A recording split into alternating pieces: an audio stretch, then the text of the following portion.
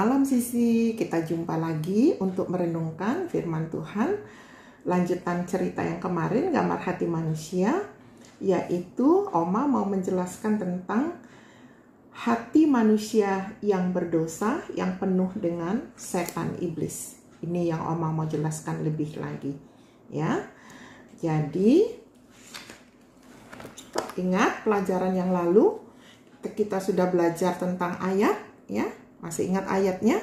Efesus 6 ayat 1, hai anak-anak, taatilah orang tuamu di dalam Tuhan karena haruslah demikian. Kemudian kita juga dilengkapi dengan senjata perang.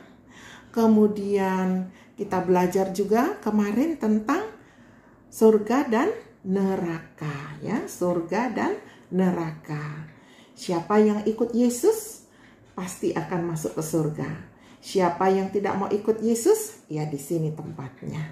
Nah, Oma mau jelaskan sekarang tentang hati manusia yang berdosa, ya. Nah, hati manusia yang berdosa ini gambarnya, ya, penuh dengan setan iblis.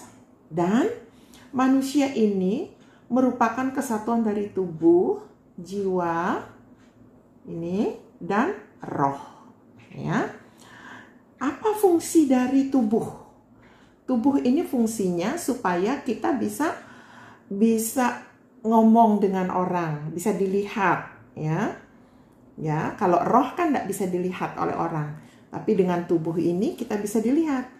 Jiwa gunanya apa? Jiwa ini gunanya supaya kita bisa komunikasi dengan diri sendiri, ya.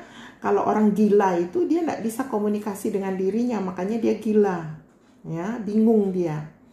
Nah, kemudian roh ini gunanya untuk kita bisa komunikasi dengan Tuhan. Waktu kita berdoa, ini roh kita yang connect, yang terhubung dengan Tuhan. Nah, waktu meninggal, ya, waktu kita meninggal, tubuh kita ini dikubur. Roh dan jiwa dibawa oleh malaikat kepada Allah. Nah, apa fungsinya Alkitab ini? Alkitab ini fungsinya menjelaskan kebenaran-kebenaran, pengajaran-pengajaran tentang Tuhan. Kita perlu tahu pengajaran tentang Tuhan. Nah, Alkitab ini mengajarkan dan menjelaskan kepada kita perbuatan-perbuatan yang salah. Ini perbuatan-perbuatan yang salah, nggak boleh dilakukan. Itu firman Tuhan mengatakan. Nggak boleh berkelahi, ya. Nggak boleh ngomel-ngomel, nggak boleh bohong, nggak boleh marah-marah, nggak boleh malas, nggak boleh rakus, nggak boleh melawan-melawan, nggak boleh sombong. Karena kalau kita melakukan ini artinya kita mengikuti perbuatan iblis. Nah, firman Tuhan mengajarkan itu. Firman Tuhan juga menolong kita memperbaiki kelakuan. Kalau kita sudah tahu ini salah, ya kita nggak lakukan. Dan firman Tuhan memberi kita kekuatan, ya. Firman Tuhan juga, Alkitab ini mendidik kita untuk terus melakukan yang benar, yang baik. Alkitab ini juga membuat kita melahirkan perbuatan-perbuatan yang baik. Nah, Roh Kudus yang digambarkan dengan burung merpati ini fungsinya apa? Menerangi hati kita. Sehingga waktu firman itu kita dengar, waktu firman disampaikan, Roh Kudus itu yang bisikkan, yang kasih tahu kita, oh harus ikut. Misalkan waktu Sisi menghafal, hai anak-anak, taatilah orang tuamu di dalam Tuhan. Roh Kudus kasih tahu, oh Sisi itu yang benar, lakukan.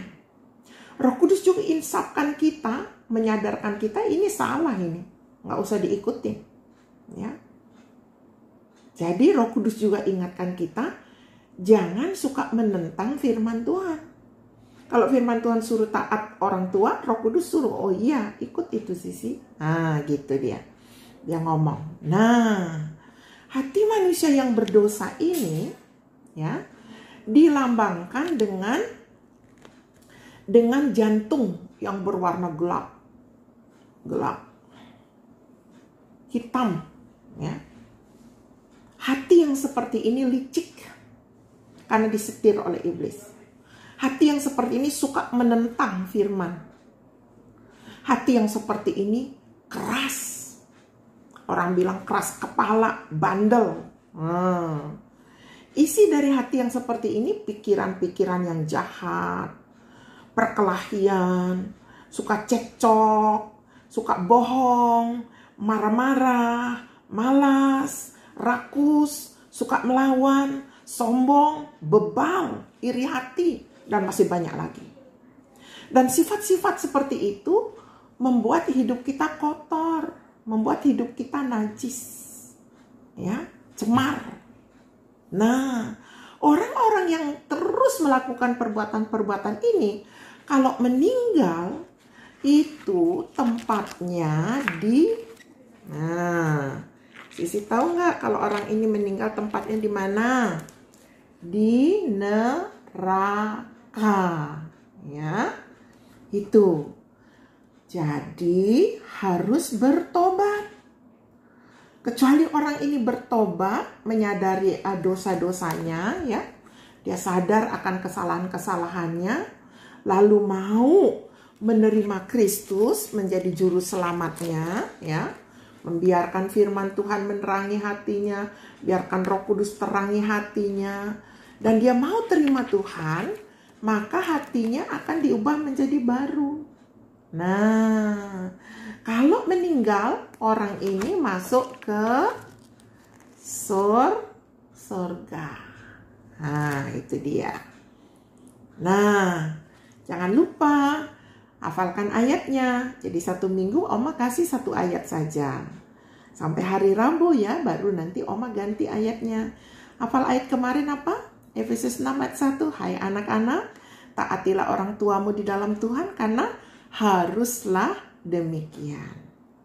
Oke Sisi, adik, ayah, bunda, sampai di sini dulu Oma cerita malam ini. Mari Oma berdoa ya.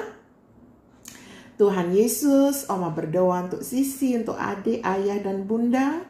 Terus Tuhan berkati, terangi hatinya, beri pengertian baru bahwa mereka sudah menerima Kristus, dilengkapi dengan senjata, dan juga kalau meninggal pasti masuk surga. Hamba mohon berkat ini, keberanian, kekuatan, hikmat dalam nama Yesus. Amin. Sampai jumpa besok malam.